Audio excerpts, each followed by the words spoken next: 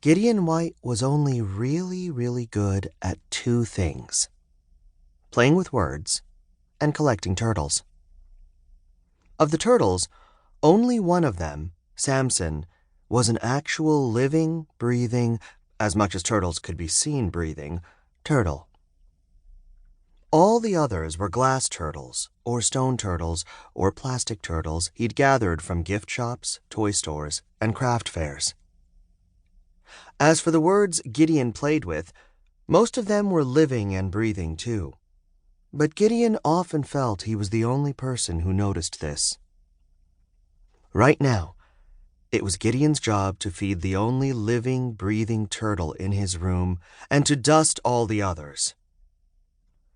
Gideon's mother claimed to be allergic to dust, which Gideon thought was an exaggeration, since dust was everywhere, and if she were truly allergic to dust, she'd be coughing or sneezing or wheezing every second of every day.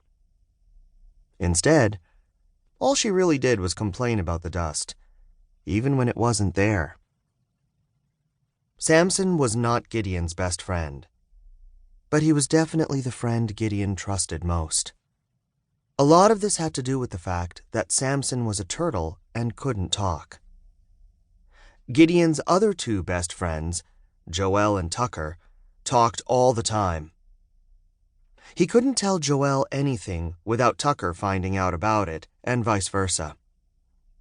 Which saved Gideon some time, not having to explain things twice. But it was still annoying that he had to assume anything he said would echo beyond where it was meant to go. Joel and Tucker were both in Ms. June's 5th grade class. The alphabet had allowed them to sit next to each other while Gideon was banished to the back row. When Debbie Weiss had left class because her father got a job in Arizona, Gideon thought he'd at least be able to move up a row, which would have gotten him one desk closer to Tucker. But instead, Ms. June kept the space empty. Gideon didn't ask her why. He didn't ask Ms. June anything, if he could avoid it. Gideon spent most of his time in class finding new words within the ones Ms. June wrote on the board. So if she wrote, "history homework," he would scramble up its letters to find phrases like, "my stork," or "who is more Thor?" or "he took my sow." He might even try to turn multiple words into one simpler word, like "histomwork." He'd do all of this in his head because early in the year he'd tried writing it all down, and Ms. June had caught him doing it, and instead of thinking he was doing something smart, she treated him like he was doing something wrong. That had put an end to writing it down. Gideon was lost finding words in Benedict Arnold's name, red coat, need cab, tied boar, when he felt the room around him pause, which meant he needed to pay attention. He raised his head and saw a boy standing next to Debbie Weiss's old desk. The boy had shaggy hair and a bright green shirt, and looked at Gideon for a second before sitting down.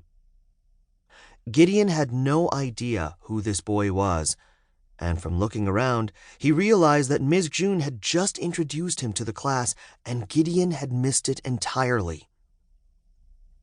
For the next half hour, Gideon stared at the back of the boy's head and tried to figure out his last name.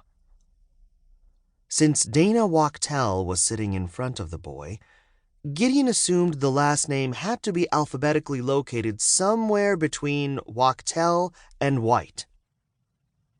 Warner, Watson, Webster, Weeble, Westing, Wheelmaker, Whippoorwill. Gideon tried to sneak a look inside the boy's book bag to see if there was a name on anything in there. But it was zipped closed. The boy was sitting up straight, paying attention to Ms. June. Or maybe just appearing to pay attention, because Gideon could see the top right corner of the boy's notebook. He watched as the boy drew a cat. then a bull, then a rabbit, then a turtle.